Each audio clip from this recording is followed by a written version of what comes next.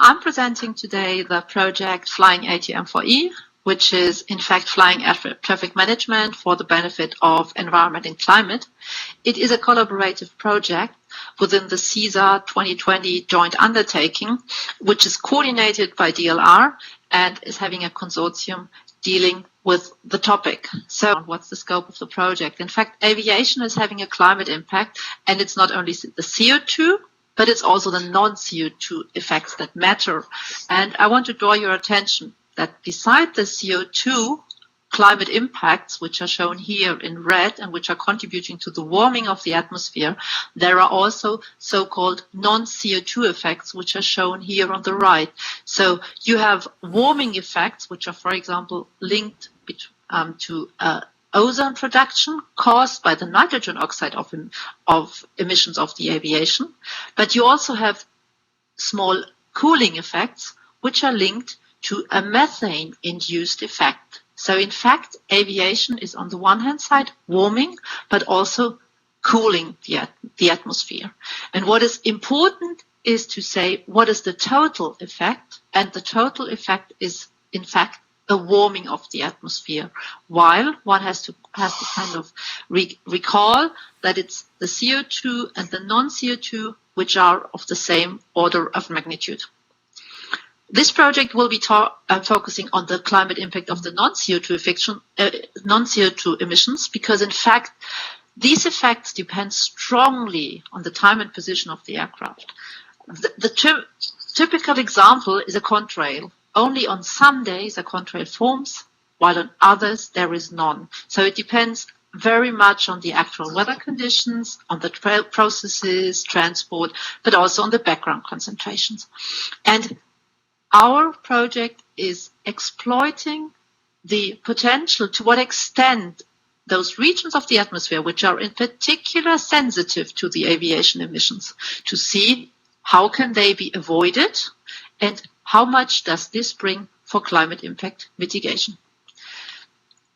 What I'm showing here is the project objective of the FLyATM4E project, which will develop a concept to identify such climate-optimized aircraft trajectories, which enable, and these are the two, a robust and eco-efficient reduction in aviation's climate impact. Because in fact, what is happening? The meteorology has a certain uncertainty in to what extent it can be forecasted.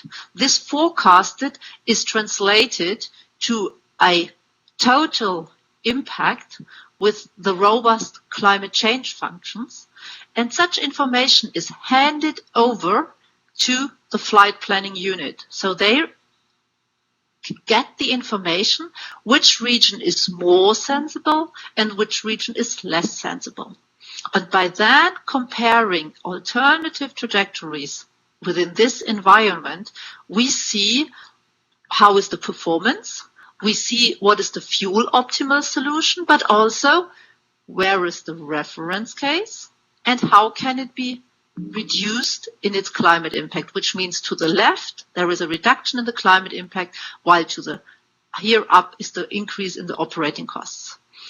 Beside these win-win situations, we are also addressing a strategy of having a cherry picking, because from earlier research, there is an indication that some routes are highly efficient for mitigation.